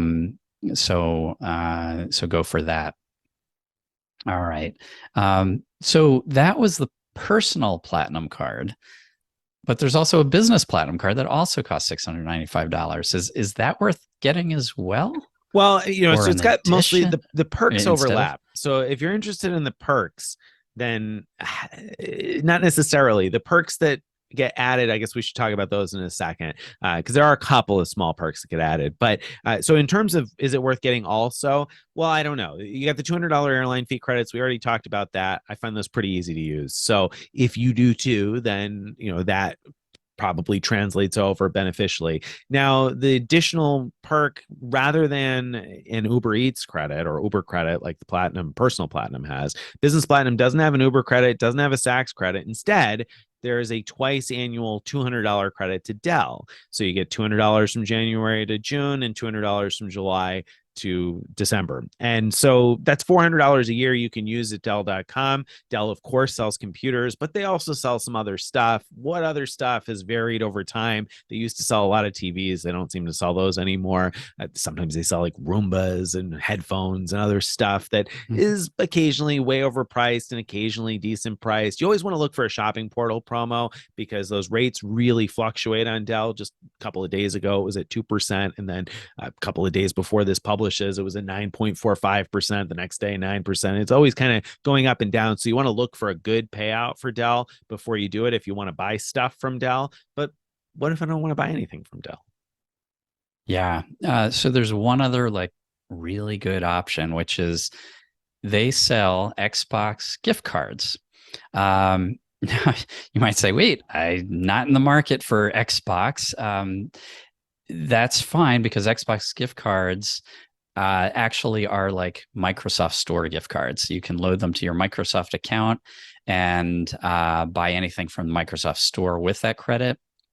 And that includes, Microsoft laptops and peripherals and not only Microsoft laptops, they have HP laptops, they have Lenovo laptops in the Microsoft Store. It's not only Microsoft branded. So if you're thinking Microsoft Surface and Surface only, that's one option, but there are also other options in the Microsoft Store. And as a extra bonus, there's almost always a 10% off code on those gift cards. So you could get a $100 gift card for $90. And so you can actually get more than $200 twice a year in Xbox credits, Microsoft Store credits, with your $200 of Dell credits. And that the reason that's sort of exciting is not really because you're switching from buying from Microsoft compared to buying from Dell, but because you're not under the 6-month pressure anymore. You now can just build up these credits over time and buy, for example, a laptop when you're ready to. I do need a caution. You can only use up to $1,000 of Microsoft credits at a time. So there is that limit. The other caution, and this is kind of a bigger one, is Dell frequently just cancels orders without explanation or notification. when you order, or notification, yeah, when you buy these. So, you think you've used your $200 credit because you went in and bought these Xbox gift cards. Now you're waiting for an email to say they're ready, and maybe you forget about it, and eventually you remember and you log in to Dell. What happened to that order? And you see it says canceled. That's extremely frustrating. I've had some luck in the past of calling Dell and getting those cleared up and getting orders through, but then after a flurry of buying these gift cards with multiple business platinum cards, I had success for a while, but then I haven't gotten any orders through since then. So it's hit or miss whether or not you'll be successful, I guess. Yeah, I mean, I got a few through the last round of Amex credits, and then since July 1st, I haven't been able to get another order in on either my wife's or mine. So they just keep getting canceled. So kind of annoying. That's a problem. But if you're able to buy them, then could be great. Excuse me, because the Microsoft store sells, like we said, computers. We mentioned laptops. They sell video games and video game systems, obviously Xbox and stuff like that too. So you got a range of stuff, monitors, peripherals, et cetera, that could be useful. The other thing is that you may just be able to resell the Xbox gift cards because those don't expire like your Dell credits do. But a lot of places where you could resell gift cards, you can resell Xbox gift cards. So you can get great point, at least 80% value anyway out of that. So I would say that if you're able to get those orders through anyway, you want to value that credit at least 80% of the value, since you can get that potentially in cash. So, $320 a year there. Another thing worth noting is that portals do work when buying Xbox gift cards. So shop through a portal to Dell and get your, extra cash back or points from the portal, in addition to getting a discount off those Xbox gift cards and getting it all rebated, is very nice. And we've now and then seen an Amex offer for 10% back at Dell, up to $1,500. We were seeing those for a while, every 6 months. Haven't seen one yet since July 1st of this year, but it's worth keeping your eye out for those or any other Amex offers through Dell, because or for Dell rather, because those can stack. Now, the thing to keep in mind is, if let's say you get an Amex offer comes up for 10% back, and so you're like, okay, I'm going to go to Dell and spend $200 and I'll get my my fee credits and 10% back. You'll end up with a problem if you turn a profit on the Amex side. So what you need to do is spend more than like $220 something. I don't have the math memorized, but more than enough as to where when you get your $200 in credits and your 10% back, it's still going to be a little bit more than that you own an Amex. So you want to spend a little bit more than what's going to get rebated ultimately in order to avoid getting those credits clawed back on the Amex side. Yep. Okay. So it's somewhere around the $225 range. That's the sort of place where you're safe. Yeah, exactly. And the last thing that's worth mentioning about that is you can split tender at Dell. So if you've got more than one business platinum in your household, you can, if you want to buy a Dell, you want to buy something from Dell, you can split tender right in the online ordering system. You can use up to 3 credit cards. So if you've got 3 business platinum cards in your household, you can use $600 in credits all in a single order. So that could certainly make them more useful if you've got multiple cards. It sure does. Yep. All right. And the benefit of having a business platinum then, right? Or is there an additional credit on the Well, there's a very nice, easy to use credit, which is $120 wireless. So this is like, you pay for your cell phone service, you get $10 back a month. So if you just set up your business platinum card to auto pay your cell phone bill, for example, get an automatic $10 back per month. It also has good cell phone protection. So that's an advantage to paying with your business platinum. One disadvantage, you won't earn a category bonus the way you would with like a Chase Ink cash card that earns 5x, or the Ink Business Preferred that earns 3x. But still, to get $10 back and the good coverage, I think it's worth doing. I think so too. It's a lower deductible, a $50 deductible through Amex versus a $100 deductible on the cell phone insurance through Chase if you're using the Inc. Business Preferred. And of course, if you're using the Inc. Cash for 5X, you've got no cell phone insurance. So I think it works out to be a wash or slightly better. I'm happy using a Business Platinum card to pay the cell phone bill. So yeah. And I think most people would say they'd rather call Amex to file a claim than Chase if that came up. So so that's a nice thing too, sort of a hidden benefit of that. If you have Verizon, the math isn't as obvious because Verizon gives everyone a $10 discount to basically not use a credit card and to auto pay from, I think it's a debit card or your bank account, something like that. And in this case, like, I think I would still use my Business Platinum card because you're getting the $10 back from Amex and you're getting the cell phone protection. But I certainly wouldn't value it at $120 a year, this benefit, if I was using Verizon. But since I'm not on Verizon, I value it very close to face value. One other tidbit to mention on this is that I'm on T-Mobile. And so in addition to having my card my bill auto charged to a Business Platinum card every month where I get the $10 credit easy, no problem, I end up making an additional payment because between my wife and I, we have a few Business Platinum cards. So I make additional payments of $10 on, a couple of other cards also.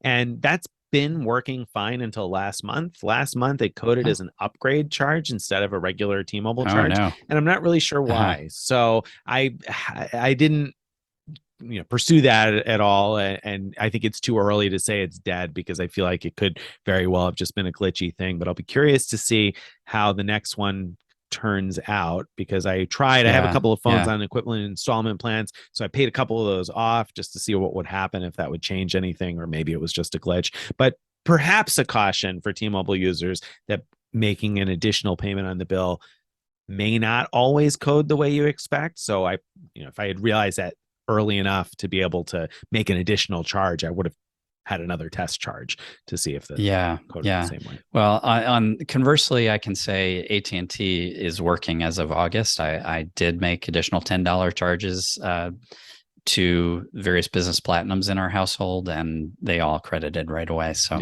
sorry to hear that about T-Mobile. Yeah, I mean, we'll see. We'll see. I'm not, like I said, I'm not ready to call it dead because sometimes you run into weird glitchy stuff every now and then. So. Right. So we're talking about $200 airline fee credit, $400 Dell, $120 wireless credit. You're at $720 in credits for the $695 annual fee. It's not as like a potential moneymaker the way the personal card is, because I wouldn't value these at face value, but it's very close to sort of a free after rebate type of thing. And you get a lot of the perks are in common, as Nick mentioned before, the clear credit, the airport lounge access, the elite statuses that we talked about, all in common with the personal platinum card. What's different? What other benefits do you get with the Business Platinum? Well, the big difference is a 35% rebate when you use points to pay for cash tickets either on your chosen airline or on any airline in business and first class. So if you see a great cash fare and you want to book it using your membership rewards points, you'll get 35% of the points back as a rebate. And so that results in getting a little bit better than 1.5 cents per point in value towards the paid fares. And that can certainly be worth it. In fact, I booked one just earlier this year. I've flown half of, and I will eventually here later this month fly the other half of. So I booked a business class fare round trip from Europe to the United States and back to Europe for what worked out to be, I think it was about 130-ish thousand points per passenger. So about the same cost as an award ticket, but we're earning a boatload of redeemable miles because it's a premium cabin fare and blah, blah, blah. So there are times when that will work out even better than that. So if you have a lot of membership rewards points and you book enough cash tickets or think you might, then that benefit can be worthwhile. I know there are lots of people who leverage that benefit frequently because it beats sometimes searching for an award flight. You can pick the flight you want if it's on your chosen airline or on any airline in business or first, and be able to pay for it with your points. Right. Value. And Amex for platinum card holders has this international airline program where they have discounts off of a lot of usually business or first class flights, and it's sort of random whether you find them or not. But when you find them, you're saving 10% and getting this 35% rebate is a great combination. Sure can be. So if you're the type of person who likes to book premium cabin travel, I mean, and especially if you've got lots of Amex membership rewards points and you book a lot of paid premium cabin travel or are willing to hunt for those deals, then I think that benefit can certainly be worthwhile. I've used it quite a few times this year. Actually, I booked one transatlantic, but I also booked some intra-European stuff. So I've used it a handful of times, and it's worked out pretty well. And there have been a number of times where I've seen, hey, domestically, that could have worked out better than booking an award ticket too. So in fact, I used it once on Delta last year that way because it was a better deal than booking an award ticket. So that benefit can be really nice. It's one major benefit really that separates the business platinum, but it's potentially a significant one. Yeah, it sure is, especially, people that have tons of Amex points and, really want to feel like they're getting these flights for free. That's a way of doing it when, as you said, you don't have to search for award availability. It's just finding the dates and times that work for you. Yeah. Yep. Yeah. It's much easier. Okay. Last card in our lineup that is free after rebate, the Hilton Aspire card, right? Yeah. $450 card. But what does it come with in terms of rebates to make it free after rebate? It's a great deal for $450 a year. So you get $250 a year in airline fee credits. Now, we've already talked about ways to trigger those airline fee credits. I find those really easy to use, like we talked about before. So, whether you're banking that with United for the next 5 years and putting that $250 away for future flights, or you're booking prospective flights and award tickets and blah, blah, blah, that to me is super easy. So that's one of the things that it comes with. It also comes with a $250 a year annual resort credit. Now, the resort credit is only valid at properties classified in Hilton's list of resorts. So you have to actually seek out this list of resorts. And so there's a map tool and a search tool, and you can narrow down the locations and whatnot to find the places that are resorts, because they're not all necessarily places you would consider resorts, and not all places with resort in the name qualify as resorts in order to trigger this credit. They make it as hard to understand as possible. That's annoying. It really is. It really is. But if you can find one of those places that you would like to travel to, then very easy. Use that. You pay for your room, your room charges or anything charged to your room. If you're booking an award stay at one of those places, then you charge your meals and parking and things like that to your room, and the $250 will get credited back to you. So that's probably easy enough to use for people who like to stay at Hilton resorts. But that's not the only option. So if you're not going to stay at a Hilton resort each year, then one of the things that you could potentially do, I wrote about a couple of years ago, is making a booking for sometime in the future and offering to put down a deposit with the property. You call them up, send them an email. I gave an example of a booking in the Maldives and contacting the property to say, hey, listen, I would like to put down a deposit now to go towards the seaplane or whatever else. And they were happy to send me an authorization form with the information I need to fill out, so they could charge my card right away and theoretically trigger the credit right away. And if I book something that's 6 or 8 or 9 or 10 months down the road from now, then just like all of those other trips we've talked about, maybe it'll happen, maybe it won't. Probably won't get clawed back if I don't end up going. I don't know that for sure, but probably not. Right. That's one option. And I mean, I think some hotels will do the deposit automatically. Yes. Like you book a future stay and they take a certain amount as a deposit, and that's all refundable if you end up canceling, as long as you booked a refundable rate and you pay attention to the cancellation policy. Exactly. Yeah, those things are all important. But Las Vegas is a great go-to for that kind of thing. Lots of hotels in Las Vegas charge a deposit. So you want to look at those types of places that will charge you a deposit on booking. Often it's a one-night deposit. So if you look for one of the more expensive properties, it's more likely to be able to trigger that full $250 in one shot. Because again, that credit can be used for room charges. So it's not like the airline fee credit and then it's only for like incidentals charged to your room. That's one that that's a valid charge, any kind of a room charge. So, and like Greg said, pay attention to the cancellation policy. And, if your plans change, then change your plans. And so right. that can be a pretty easy way. So wow. So we pay $450 for this card. We're getting $500 back each year. It's a moneymaker. And we're getting what perks? Well, the main perk is the annual free night certificate. It's an annual free weekend night certificate that works at almost any Hilton property in the world. Now, there's a very, very short list of exclusions, but vast majority, and the exclusions are like vacation club, condo type places. It's not excluding places like the Waldorf Astoria Maldives. You can use your annual free night certificate there, or the Conrad Maldives, or you want to go to the Conrad Bora Bora or Tokyo or wherever it might be. Those major properties are all included. You can use your annual free weekend night certificate, and I believe the ones issued this year still can be used any night of the week. Am I right on that? So yep, thanks. So that's right. Thanks for confirming that. Issued in 2022, I believe. So if you were to open the card new now, you'll get a free night certificate, at approval, so to speak. It takes about 12 weeks. It takes a while for that to come through. But if it's issued this year, if it's issued in 2022, then you can use that any night of the week, not only on the weekends. In a normal world, it has to be a weekend night, which is defined as Friday, Saturday, Sunday. In most of the world, Middle East, I think it's Saturday, Sunday, Monday, or maybe it's the other way around. I don't know. You got to look at it. You got to look it up. But a free night at one of these nice places can easily be worth quite a bit. I mean, certainly more than the nothing you've paid for the card net if you valued those two $250 credits close to face. Right. And this card also gives you Hilton Diamond status. So that's top tier elite status with Hilton.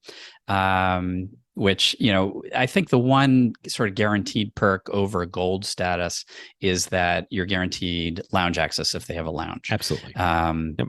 With Hilton Gold, sometimes you'll get that lounge access anyway, but that's definitely not guaranteed with gold. You also get priority pass, but it's like what we talked about with the Amex Platinum card. It's the lesser version of priority pass. Because I have a good version of Priority Pass, I don't ever request Priority Pass from cards like these that offer them from Amex, because I don't want that lesser one. I don't want to get confused about which Priority Pass card to take with me. Definitely not. So yeah, don't even bother requesting it if you've got a better one from someone else. So really the main benefits are those two, the free night certificate and the Hilton Diamond status. Theoretically, I guess you get better priority for an upgrade. And actually, I don't know if it's a conscious effort or I just got lucky once, but we did recently get a nice upgrade or a couple of nice upgrades. Well, one nice upgrade, I should say, using Hilton Diamond status at a Hilton property. But the nice thing was that the upgrade came through via email days in advance. So that was pretty sweet that we got a confirmed upgrade. Yeah. We didn't even ask for days in advance. We got an email and notification in the app that we had gotten upgraded to a nice suite. So right.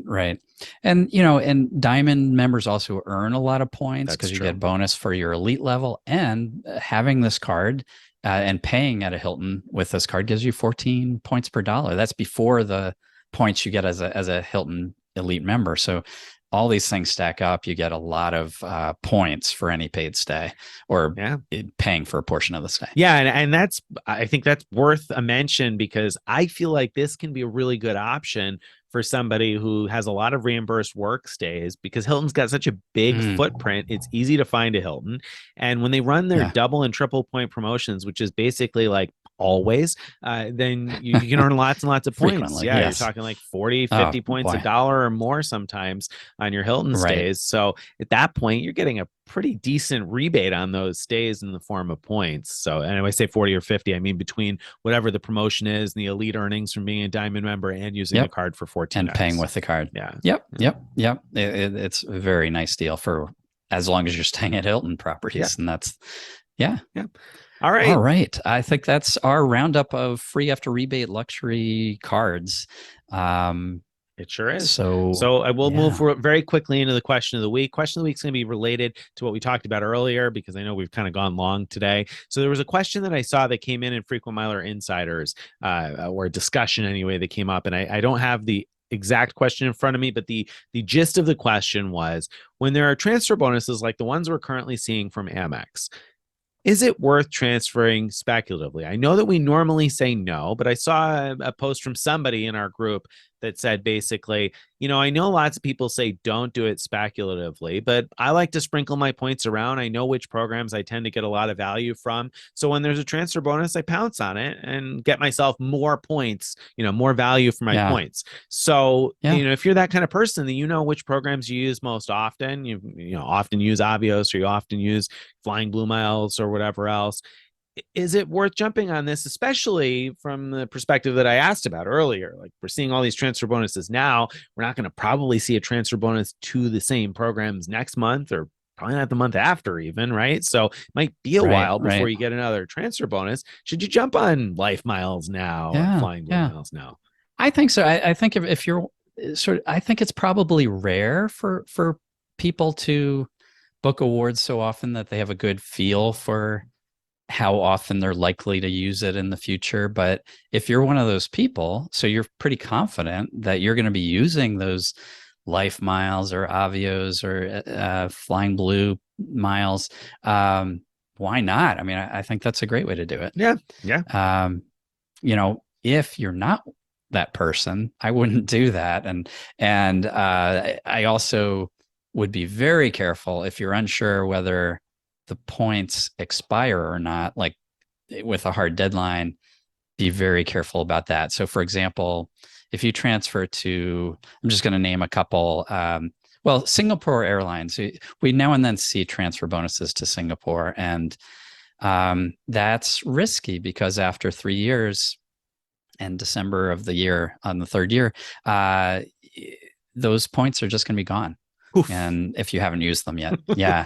Gone, So, with most of the other programs, there's some way to keep them alive, but there's a few like ANA and Singapore, and I Well, can't you got to know the remember, rules, think of because like others off the top of my many head, of but them are like 18 months or so, but then Avianca Life Miles is 12 months of inactivity and they expire. That's shorter than anybody else. So if you're going to take advantage right, of that one, you need to know that. Like, you don't want to mess right. that up. And 14 months from now, be like, oh, I probably got to move some points because my Avianca miles are going to, well, no, they expire. Yeah, Oh, shoot. I just lost all of those points. So, I mean, that's certainly something you got to consider. And of course, you have to consider the fact that you never know when these programs are going to devalue their reward charts and change things up on you. So there's a lot of right, value in having flexible points that can move anywhere you need them. Once you pigeonhole them in a single award currency, they become significantly less valuable because you lose all of the flexibility that they used to have. So I'm very hesitant to yeah, move them speculatively. Like Greg said, I think if you really know that you have enough points sprinkled around in different programs, and you have a One World and a Star Alliance and a this that you prefer, you want to sprinkle around some so you can get more value when there's a transfer bonus, I can see where that might make sense. I'm a little hesitant with all of the other parts and pieces here that we just discussed. right. So, I don't feel that confident with any airline programs personally, but if I think about how I feel about Hyatt, and I book Hyatt awards Yeah. all the time, Yeah. I would transfer speculatively in a second to Hyatt. So Yeah. if Yeah. if I was the same way with airline True. programs, Avios, for example, I would do the same. Right. Right. Um, Agreed. Agreed. And if you're booking it with that kind of frequency, like you're like, okay, well, I fly this all the time. I fly to Europe on Star Alliance yeah, 3 times a year. I'm definitely going to use these Life Miles at some point. Then, okay, great. That's, at some point relatively soon at that, then I could see moving speculatively. And I have moved speculatively now and then when I've had like a couple of different thoughts in mind as to how I'm going to use the points. So it's certainly not that I haven't done that. I could see that potentially being appealing, especially with so many transfer bonuses right now. Again, there's just kind of something for everybody. So I could see where you might do that, despite all of the advice that you'll ever hear from us telling you not to do that. right. A little just nugget of information I was just reminded of. A friend of ours told us how Qatar or Qatar, however you prefer to pronounce it, when booking with their own miles, it has a lot more availability for like their Q suites for example, but you have to pay more. You have to pay more miles, but it's not that bad if you're looking at it from the point of view of, oh, I transferred with a 30% or 40% transfer bonus to Avios. Then you do the math and say, oh, well, that's actually, maybe a reasonable amount to pay for not quite any time flying, but much more availability than everyone else would get. So I could see why there's plenty of cases where it would make total sense to do. Yeah, and Avios is a good example of one where like you've got access to like 4 different programs, right? So you got quite a few different sweet spots in terms of, whether it's Iberia or the places where it's good to use British Airways Avios or now Qatar Avios. So you got enough options that maybe it is worth it because there's more flexibility there than there are in a lot of other places. One of the reasons I recently, a couple of months ago, made a speculative transfer to British Airways Avios was because I have a subscription to SeatSpy, and so I have an alert set for upgrade space on the British Airways flight that I'm going to take, hoping that maybe seats will open up for upgrade. And I figured, hey, I could do even better by transferring some over here if that comes through. And if not, I'll eventually move them over to Iberia probably and use them for business class between New York and Madrid. But, but so again, if you have a plan like that, then maybe, but make sure you know what you're doing. I'm reminded of a friend that reached out earlier this year and said, oh, I got an email from Amex that they're, running a transfer bonus to Hawaiian miles. And maybe I'd like to go to Hawaii someday. Should I take advantage of that now while I can? And, no, I mean, it's not, you got to know Hawaiian miles. And if you know Hawaiian miles, you wouldn't ask the question because you know that they're not particularly valuable for the most part. So unless you've got one of the very small niche redemptions that are, they're, advantageous in mind, then, probably not the best currency to have. So don't feel pressure because there's a deal. There's deals coming all the time. Although with so many at once, I could see some wisdom in moving now. Yes. All right. That brings us to the end. Long show today. So whoever it is that has a long commute, you're welcome. Thank you very much for listening. Did this for you today. If you enjoyed this and you'd like to get our posts in your inbox each week, you want to go to frequentmiler.com/subscribe. Again, that's frequentmiler.com/subscribe. You can follow us on all the various social medias, and you're going to want to because we've got this 3 cards, 3 continents trip coming up very, very soon. So if you're not yet following us on Instagram, you should be, and seek us out on Facebook and our Frequent Miler Insiders Facebook group because there's going to be a lot of stuff that gets posted, in the moment as we're traveling around and going around and doing these things that you'll want to check out. So make sure you're checking us out on all those various platforms. If you got a question, some feedback, something you want to talk more about, you can send that too. Mailbag at frequentmiler.com. And we'll see you next week. Bye, everybody.